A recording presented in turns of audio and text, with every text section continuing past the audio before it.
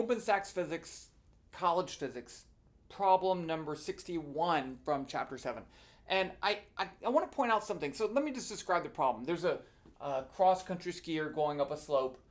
It's a 3-degree slope. They say the angle is 3 degrees. So that's sometimes they give these weird grades, slope grade, and that's a little bit more complicated. But the skier's moving up the ski slope. There is a backwards pushing air resistance force, and the question says, well, how much power would they need to go up at a constant speed? Now, the thing that I want to point out is that I kind of glossed through the whole problem. But what I already did, because I don't want to go back and forth and read the problem because I can't really see the computer that well, is to write down the most important thing. So look what I did, right? I said, okay, I drew a picture. And you may think, oh, the picture's is silly, right? You don't need the picture. You need the picture, right? Because it helps you kind of figure out what's going on and where. So I drew a slope and I exaggerated it so you could see it. I put an arrow for the velocity. I made sure that I didn't really make sure, but it's not a force, it's just a velocity. They did say there was a backwards pushing air resistance force. And then I started to write down all my values. The 3-degree incline, mass of 75, velocity of 2 meters per second. The air resistance, I didn't put as a vector, it's a magnitude, 25 newtons. And then this right here, P equals, because I want to find the power, okay? And then I want to find the force that the person pushes on the snow. And then the last part, we'll get to that in a second. Let's just do this first part. Okay. So, we're thinking about power, right? That should be the first thing. We can say power, and then we can build all the blocks to calculate power. Power is a pretty basic idea. Change in energy with respect to time. Okay. Well, I don't know the time. I don't know the energy, so I can't do the problem. Yes, you can. You can do the problem. So that shouldn't stop you, right? We can still say, well, let's just find the change in energy. Let's just find the change in time. Let's just not worry about it and proceed.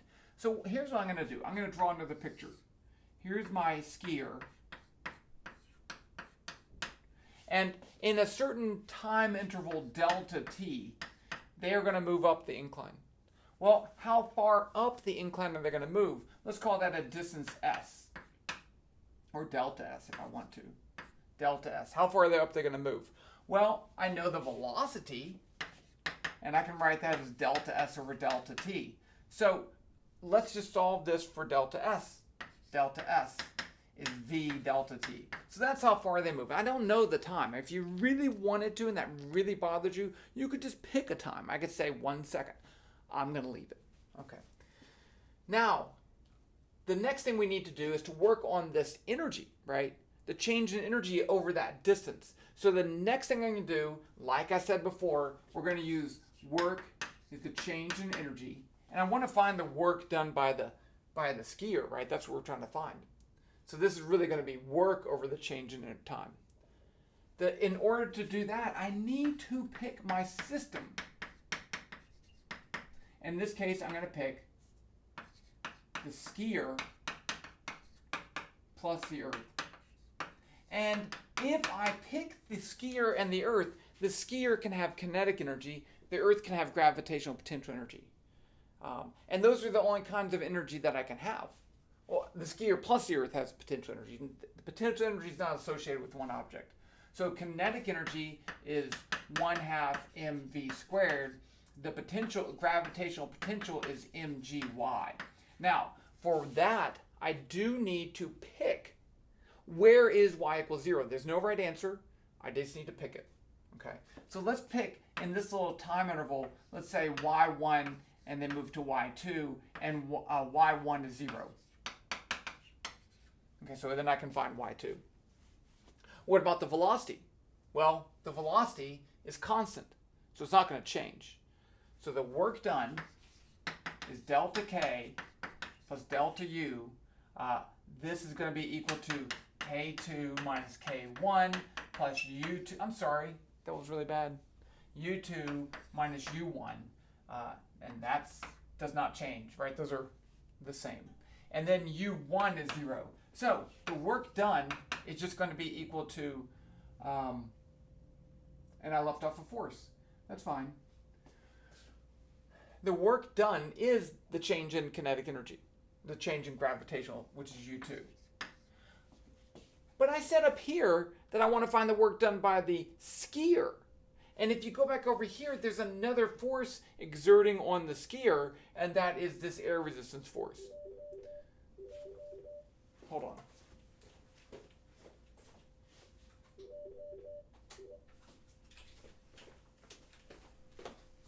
I'm back. Okay. So I can actually write the work as the work done by the skier plus the work done by the air, and that's going to be equal to, we already said, it's just U2. Now what about the work done by the air? I know the magnitude of the air, and I know how to calculate the work done by a force. It's going to be F delta R cosine theta. So I know F is 25 newtons. I know delta R is, in this case, delta S, which is V delta T. And if they're moving this way, theta is actually going to be 180, so that's -1. So the work done by the work is going to be the work done by the skier plus the work done by the air, which is F air delta S, and that's a negative sign. So now I want to calculate the work done by the skier. It's just going to be equal to, I'm going to erase this up here.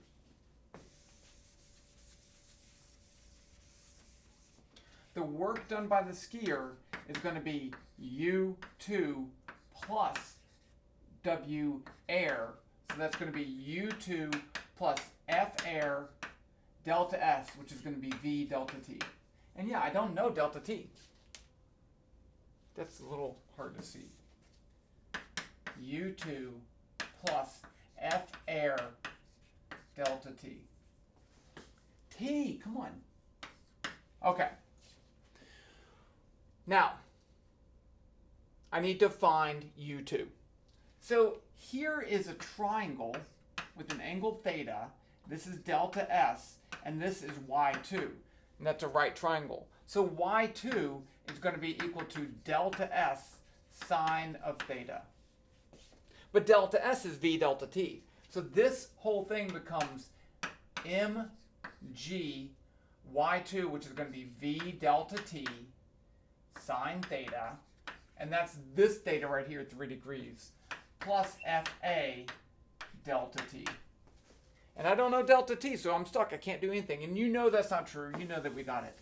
Okay, so now I can calculate the power.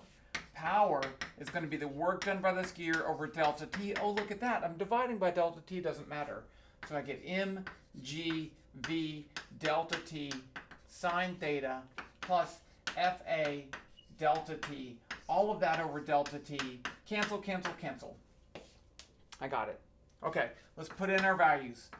75 kilograms, 9.8, to, you'll notice the velocity does matter, okay, but the time doesn't. Sine of 3 degrees plus 25. Oh, yeah. Wait, S. F. I skipped a step up here. I said this was delta S, so this should be V. So this is V delta T. Yeah, so there's a V there. You know how I knew that? Because this is 25 newtons, and this is a unit of power. And so if I don't multiply by the V, it doesn't have the right unit. So I'm thinking in my head, I didn't write down the units because I don't want to take up space, but I can figure that out because of the units. Let's put this in. Drop. 75. Enter. 9.8 times 2 times 3 sine times 25. Enter. 2. I didn't have to do that. Plus. I get 126.9 watts. And remember, if you, in the previous video I said humans can do 100 to 200 watts fairly long time. So in this case, if it's an athlete, they could easily do 126 watts for an extended amount of time. Okay, the next question. What's the force the person or the snow exerts on the person. I think that's a weird way of saying it, but in a sense, if they're traveling up at a constant speed, then the net force has to be 0. So we can find this. Let's put the power right here. 126.9 watts.